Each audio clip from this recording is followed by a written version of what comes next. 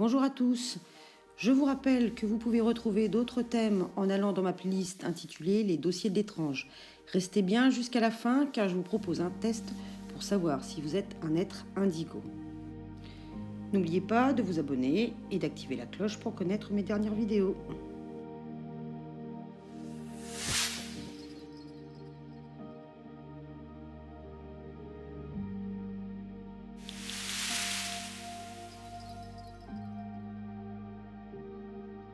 Chaque âme possède sa propre fréquence énergétique et sa propre couleur. Les âmes indigos sont les âmes qui sont déjà éveillées et qui ont déjà une compréhension innée des dimensions profondes de la vie. La couleur indigo vient de la couleur de l'aura. L'aura de couleur indigo est reliée au 6e chakra, qui est celui du 3e œil, qu'on appelle aussi ajna. Il représente les perceptions extrasensorielles. L'adulte indigo a un haut potentiel, mais bien souvent, il l'exploite peu. Les indigos ont souvent une longueur d'avance car ils ont cette facilité de discernement. Les enfants indigos devenus adultes sortent des sentiers battus. En effet, ils sont pour le moins originaux, voire marginaux. Ces âmes vivent comme elles l'entendent, ce qui leur pose parfois des problèmes. De plus, ils sont très attirés par la spiritualité et ils détestent les injustices. Ces personnes perçoivent au-delà de leurs 5 sens ou sont très intuitifs et curieux. Ils seraient sur Terre pour faire comprendre qu'un homme ne doit pas être au service d'un autre homme, mais au service de l'humanité. Et que sans la cohésion et l'harmonie parfaite entre les êtres humains, l'humanité ne survivra pas. Ils connaissent les épreuves sur Terre car ils seraient réincarnés pour sauver le monde. Leur mission est donc de ramener la paix et l'équilibre sur la planète. Si vous voulez approfondir le sujet, je vous propose 3 livres. On commence par un ouvrage de 1999 de Lee Carroll et Jan Tauber qui s'intitule « Les enfants indigos, enfants du 3e millénaire ». Des mêmes auteurs paraîtra en 2002 « Célébration des enfants indigos ». Mon 3e choix s'est porté sur « Aimer et prendre soin des enfants indigos » de Dorine Virtue. Comme promis, on passe maintenant au test. Prenez de quoi écrire et tout simplement comptabilisez le nombre de oui et de non au bout des 23 questions. C'est parti. Vous sentez-vous étranger à votre vie, votre environnement?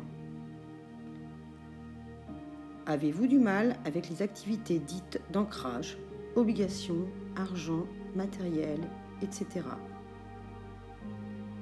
Êtes-vous angoissé par les séparations?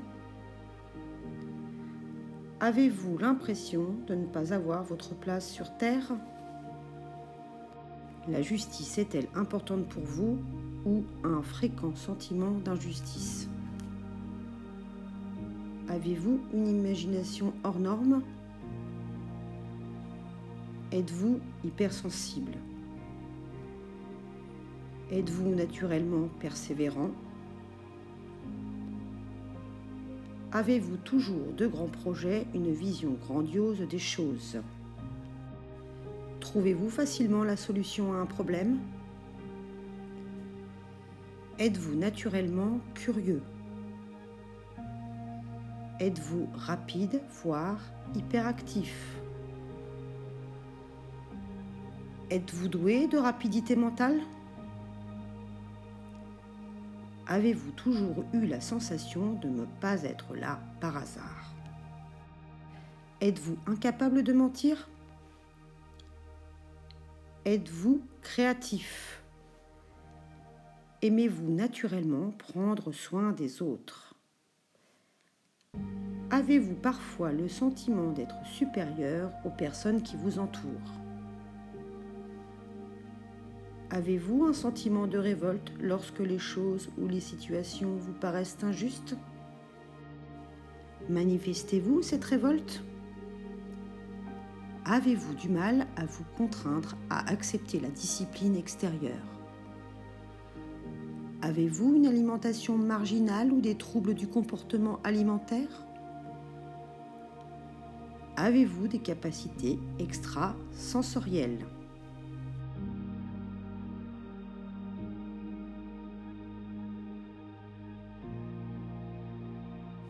Si vous avez obtenu de 0 à 9 oui, vous n'êtes sans doute pas indigo. De 10 à 13 oui, vous n'êtes pas indigo, mais votre sensibilité montre que vous êtes sur une dimension spirituelle relativement élevée. De 14 à 18 oui, vous avez beaucoup de similitudes avec les indigos. Pour en avoir la certitude, une lecture d'aura s'impose. De 19 à 23 oui, vous êtes indigo et cette particularité fait de vous un être à part.